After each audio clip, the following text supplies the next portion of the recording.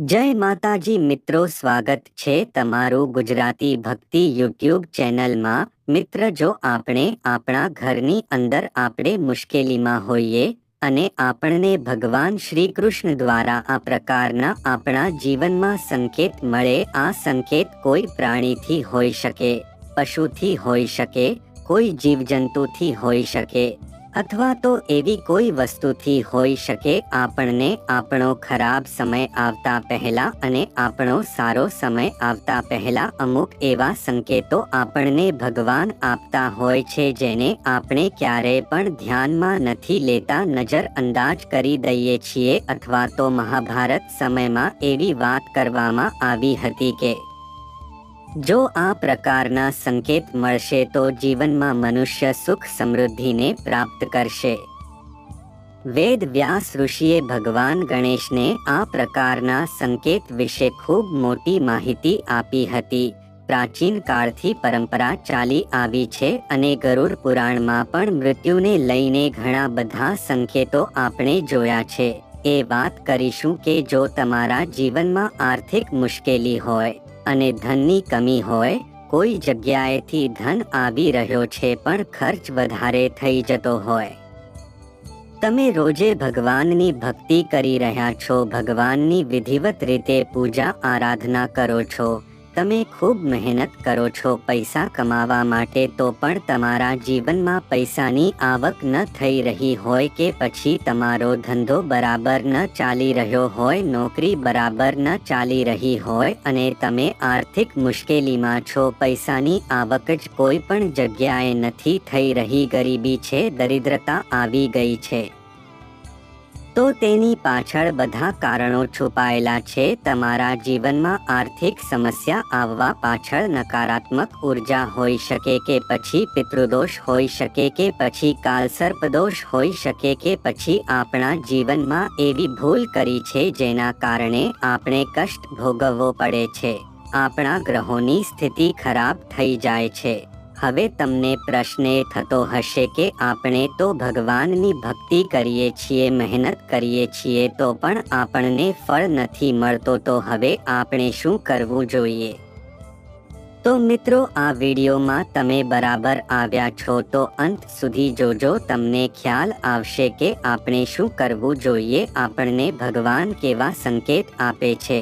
ભગવાન શ્રી કૃષ્ણ કહે છે કે જ્યારે જ્યારે મનુષ્ય પોતાના જીવનમાં આર્થિક સમસ્યાને પ્રાપ્ત કરશે ત્યારે હું તેને જીવજંતુ દ્વારા, કોઈ વસ્તુ દ્વારા, કોઈ પ્રાણી દ્વારા, કોઈ એવી વસ્તુઓ દ્વારા તમને હું સંકેત આપીશ, જે સંકેતથી તમારે સમજી જવું જોઈએ કે ખરાબ સમય આવવાનો છે કે સારો સમય આવવાનો છે। મિત્રો, આપણે અહીં ભગવાન શ્રી કૃષ્ણએ કહેલી વાતને યાદ કરીશું અને ભગવાન શ્રી કૃષ્ણ દ્વારા કયા એવા સંકેતો આપવામાં આવે છે તેની વાત કરીશું। સૌથી પહેલો જે સંકેત છે કે ભગવાન શ્રી કૃષ્ણ દ્વારા આપવામાં આવે છે તે છે કબૂતરના માળા। મિત્રો, કબૂતરનો માળો તે ખૂબ જ શુભ માનવામાં આવે છે। જો આપણે કોઈ ઘર મકાન નવું લીધું હોય, ત્યાં કબૂતરના માળા હોય, તે આપણા જીવનમાં કોઈ પણ પ્રભાવ નથી પડતા, એ ખાસ યાદ રાખજો, કારણ કે ઘર જ્યારે એકલું પડેલું હોય કે પછી કબૂતરને કોઈ પણ સંકેત ના દેવાનો હોય ત્યારે જ તે માળો હંમેશા ખાલી મકાનમાં કરતા હોય છે। પરંતુ જો તમે ઘરમાં રહી રહ્યા છો, તમે તમારું જીવન તે ઘરમાં વ્યતીત કરી રહ્યા છો અને જો તમારા ઘરમાં કબૂતરનો માળો તમને દેખાય અથવા તો કબૂતર ત્યાં માળો કરે અને તમે તેને કરવા દો અને પછી તેમાં જો કબૂતર ઈંડા મૂકે અને તમે તેની સેવા કરો, તો તમારે સમજવું જોઈએ કે તમારો આવનારો સમય ખૂબ જ સારો જવાનો છે। જીવનમાં કોઈ પણ પ્રકારની સમસ્યા હશે ત્યાં હવે ધીમે ધીમે દૂર થવાની છે, કારણ કે કબૂતર નો માળો, ભગવાન શ્રી કૃષ્ણએ કહ્યું છે કે જે પણ ઘરની અંદર તે કબૂતર ઈંડા મૂકે છે અને તે લોકો તેની સેવા કરે છે, તેના જીવનમાં માતા લક્ષ્મીની કૃપા થાય છે, શ્રી હરિ વિષ્ણુ ભગવાનની કૃપા થાય છે અને સાથે સાથે બધા જ દેવી દેવતાઓ તેની ઉપર પ્રસન્ન થઈને તેની જોલી ભરી દેશે તો મિત્રો આ રીતે જો કબૂતર તમારા ઘરમાં આવે ઈંડા મૂકે તો તેને ક્યારે પણ ભગાડવાના જોઈએ, અને જો તમે ભગાડો છો તો ભગવાન તમારાથી નારાજ થાય છે અને તમને ખૂબ મોટું પાપ પણ લાગે છે. હવે પછીનો છે તે કાગડો છે. મિત્રો તમારા ઘરે કોઈ કાગડો પણ આવી જાય તે પણ શુભ માનવામાં આવે છે.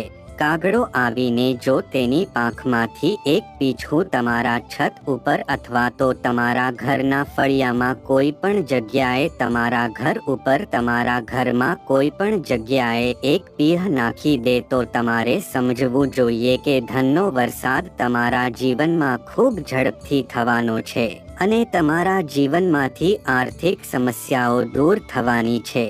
જો મિત્રો તમારી ઘરે કોઈ કાગડો આવ્યો હોય અને તેણે તેનો પીંછું ખેર્યું હોય તો તમારે સમજી જવું જોઈએ કે આ એક શુભ સંકેત ગણવામાં આવે છે. આ વાત શ્રી કૃષ્ણે મહાભારતમાં કરેલી છે. હવે પછીનો સંકેત છે તે મધપૂડો છે. મિત્રો તમારું ઘર એકદમ ખાલી હોય, કોઈ જગ્યાએ એવી છે ત્યાં મધમાખી ત્યાં મધનો પૂડો બનાવે તો પણ તમારે સમજવું જોઈએ કે આ ખૂબ જ શુભ સંકેત છે. મધપૂડો મધમાખી ત્યાં જ બનાવે છે જ્યાં સકારાત્મક ઉર્જાનો સંચાર હોય. મિત્રો મધપૂડાની અંદર અદ્ભુત શક્તિ જોવા મળે છે. જ્યાં જ્યાં તમે જોશો કે જ્યાં જ્યાં મધપૂડો હશે તે હંમેશા સુખ સમૃદ્ધિમાં લોકો જીવન પોતાનું વ્યતીત કરતા હશે. મોટા મોટા બંગલામાં આપણે મધપૂડાને જોયા છે, આપણે વૃક્ષ ઉપર જોયા છે. એવું વૃક્ષ હોય જે પવિત્ર છે ત્યાં જ તે પોતાનો મધપૂડો બનાવે છે. મિત્રો આવી રીતે પણ આ સંકેત શુભ માનવામાં આવે છે. મિત્રો હવે છે કૂતરાનું ભસવું. મિત્રો તમારા ઘરે આપમેળે કૂતરો ભસવા લાગે અથવા તો કૂતરો તમારી સામે જોઈને પૂંછડી હલાવવા લાગે તો સમજવું જોઈએ કે તમારા પિતૃઓ તમારી પાસે કંઈક માંગી રહ્યા છે. આવી રીતે જો થાય તો તમારે તે કૂતરાને એક રોટલી ખવડાવવી જોઈએ. એ રોટલી તમારે સૌથી પહેલી જે બનાવી આપણે ઘરમાં સવારમાં તેની ઉપર ગોળ નાખવો જોઈએ, કાળા તલ નાખવા જોઈએ અને ઘી લગાવીને આ રોટલી કૂતરાને ખવડાવવામાં આવે તો પિતૃ દોષ દૂર થાય છે, પિતૃ તૃપ્ત થાય છે અને પિતૃઓના ખૂબ સારા આશીર્વાદથી તમારા જીવનમાં સુખ સમૃદ્ધિના દિવસો જરૂર આવે છે. હવે મિત્રો પછી વસ્તુ છે ગાયની સામે જુએ. એટલે કે ગાય જો આપણી સામે જોવા લાગે, થોડી વધારે જોવા લાગે તો તમારે સમજવું જોઈએ કે આપણા જીવનમાં સુખ સમૃદ્ધિના દિવસો હવે ખૂબ ઝડપથી આવવાના છે. હવે મિત્રો પછીનો સંકેત જે છે તે રસોડાને લઈને છે.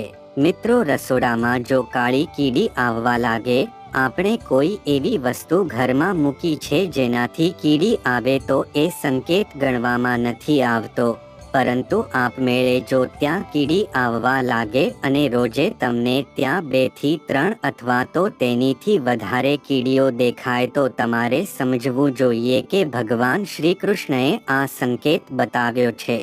અને આ સંકેતથી આપણે એ સમજવું જોઈએ કે આપણા જીવનની અંદર થોડા જ દિવસોની અંદર કંઈક એવી ઘટના બનવાની છે જે આપણને ખૂબ જ લાભ કરાવવાની છે, જે આપણા જીવનમાં સુખ સમૃદ્ધિના દિવસો અપાવવાની છે. તો મિત્રો આ હતા અમુક સંકેતો જે જીવનમાં જો જોવા મળે તો તમારે સમજવું જોઈએ કે આપણો બેડો પાર થઈ ગયો છે અને આપણા જીવનમાંથી હવે ગરીબી દૂર થવા જઈ રહી છે. તો ચાલો ફરીથી મળીશું એક નવા વિડીયો સાથે. જય માતાજી.